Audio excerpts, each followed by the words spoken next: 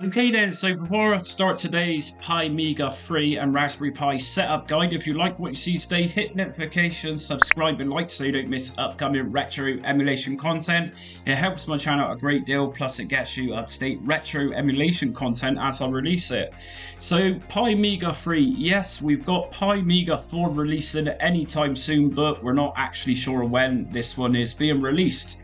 So for now, you can check out Pimiga free, and it's actually surprisingly very simple to do. So I'm going to be using Raspberry Pi 400 today, which is pretty much a Raspberry Pi 4. Only it's got 4GB less in RAM, but that's fine. So what we need to do first is actually head over to the cubiclenate.com website, and link's going to be in my description for every website I'm using for this setup guide. And if we just scroll down, what we need to do first is actually download Pimiga itself, and you can do this by downloading a torrent file just here, Pimiga 3.0 x 64. Now let me just remind you, as I'm reminding myself just here, I actually did a setup guide for Pimiga 3 using Windows PC, but if you do happen to have a Raspberry Pi 4 or 400, the 400 model in particular is the quintessential way to experience modern Amiga usage here in 2024.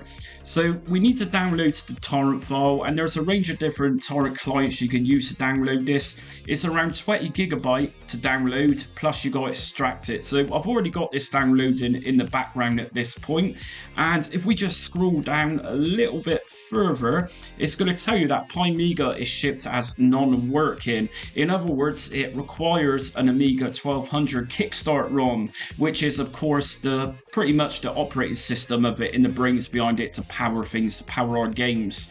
So you can grab this over at Amiga Forever, and I totally recommend purchasing one of these editions just here, Value Edition, Plus Edition, Premium Edition. Each one of these editions from Amiga Forever is going to come included with all the Kickstart files, so you can use those Kickstarts on various different emulation platforms for Amiga, such as FSUAE, WinUAE, you name it, these Kickstart files will pretty much run with it. So make sure to grab your Kickstart ROMs, and we also need to download a Raspberry Pi Imager, which is going to flash our Pimiga free image onto. So what we're going to do is download for Windows in my case. If you're using Mac OS as your main operating system, or Ubuntu Linux, then download one of those versions. I'm going to download for Windows. So once you've downloaded, just set this one up. So just press yes if you get a little screen come up, or a window rather. Do you want to allow this app to make changes? Just press yes. And this is going to take you into the Raspberry Pi Imager setup. So install.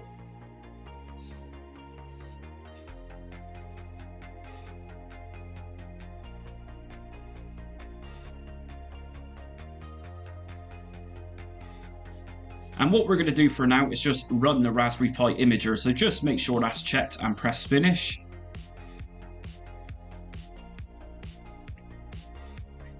Okay, so when you finally downloaded your Pimiga using your torrent client of choice, what we're going to do is just extract Pimiga. So I use WinRAR, and what I'm going to do is just open this up and then just drag out that Pimiga3.image. So just drag that onto your desktop, and this is going to take a little while to extract.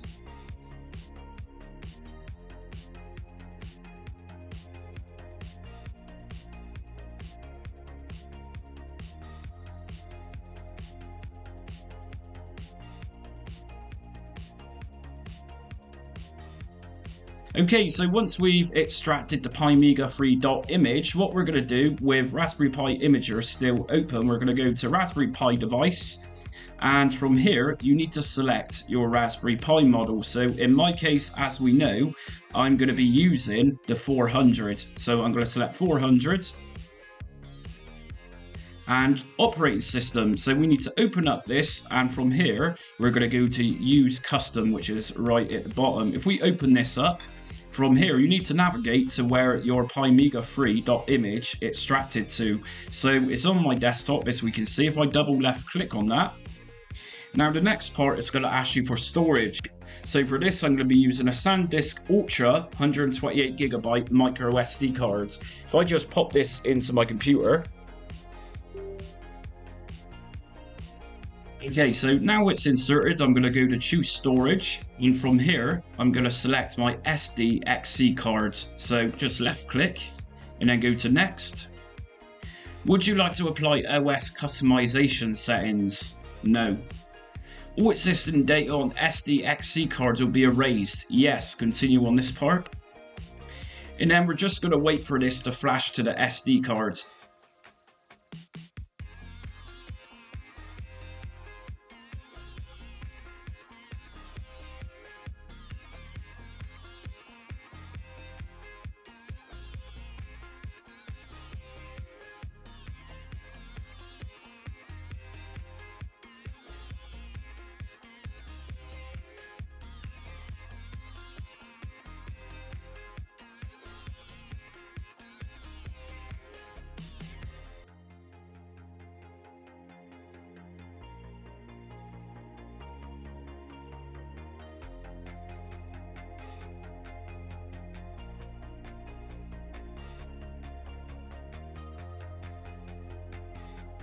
Okay, so once the image has been flashed onto your micro SD card, what we're going to need to do next is either wait for this to verify. You can cancel verify, 99% of times it's already flashed, it doesn't matter. So let's just cancel verify. And like it says, it's been written to the SDXC card, so you can now remove it. So what we're actually going to do is just look at our Kickstart ROM file. So obviously this needs to be Kickstart 3.1 and it needs to be A1200 ROM. Now because I use Kickstart ROMs for various different projects and videos I upload onto YouTube, this one's named in a really unconventional way. So your Kickstart 3.1 ROM should be named exactly how I've done it here, which is kick31a1200.rom. Now, we've got our flashed image, and what I'm going to do is actually remove it from my computer. So it's now removed, it's been ejected, and I'm going to plug it back in.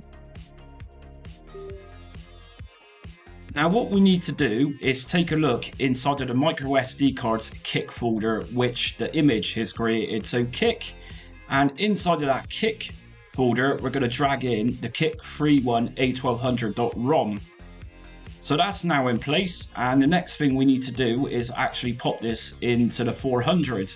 Okay then, so before actually powering on your Raspberry Pi, what I'm going to do is just put my micro SD card into the back of my Pi 400. Once that's firmly in place, let's just power this on. So I apologise for all the wires and everything in the way, but...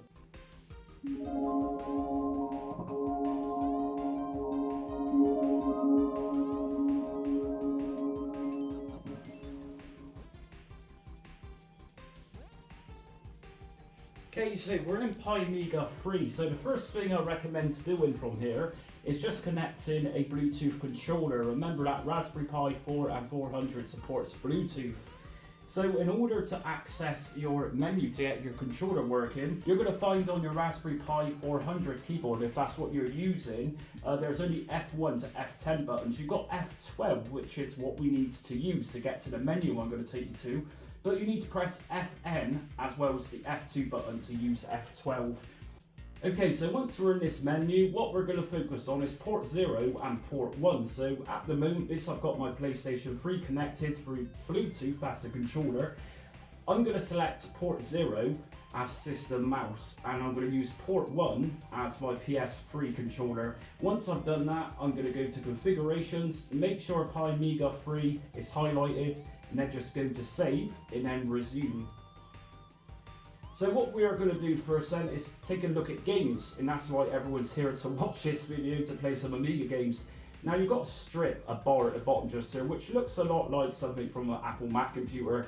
If you go to the far right, you'll find a little controller. This will open up something called iGame. So here's iGame, and what iGame is going to do is give us access to actually playing our WHD load games. Now, if you're unfamiliar with WHD load, what WHD load does is puts lots of different ADF files into one, as it were. So rather than swapping disks around when we're playing our games, WHD load games has all those files inside and they're ready to go. So from here to launch a game, what we're going to do is just select a game. So I'm going to just find one of my favourite Amiga games, which is Alien Breed 2, and I'm going to launch the AGA version. If I just double left click on this, we'll see a little window pop up, Amiberry 2 AGA, and often with WHD loads games, you will get a little button or a few buttons here allowing us to cheat on our games. Also make sure that F10 exit games.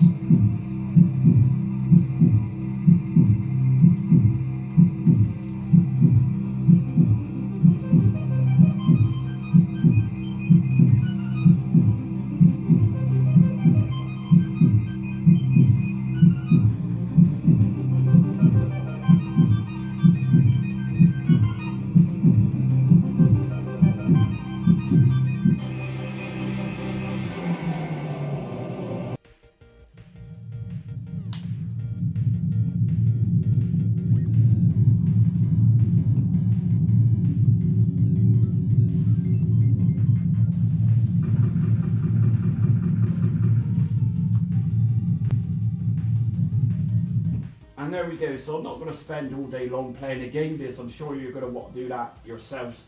Just remember, once you find a configuration which works for you, go to Configuration tab, Pimiga free, and then just go to Save. Now let me just remind you that Pimiga has also got something called Mega AGS Games Launcher. Just double left click on Mega AGS.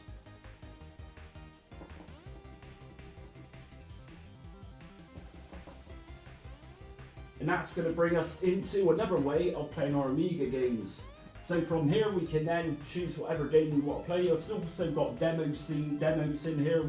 And if you want to come out of Mega AGS and go into Pimiga free, just go back to press Fn and the F2 key, and that's going to open up the Amiberry window as we can see just here. And then it's just a case of double left clicking on Pimiga free and let this reboot.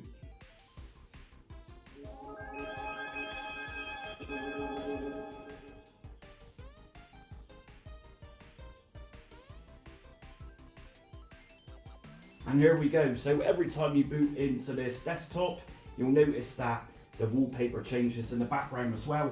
So largely then your games are going to be located in the controller on the bottom right, and you also got a demos drive just here, another games drive.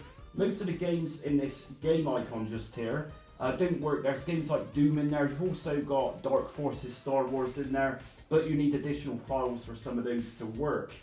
So that's it for today's Pimiga free and Raspberry Pi setup guide. Like I said at the start of the video, if you like what you see today, hit notifications, subscribe and like so you don't miss upcoming retro emulation content. Also join me on social media. I'm on Facebook, Instagram, Twitter and TikTok. But until next time, stay retro.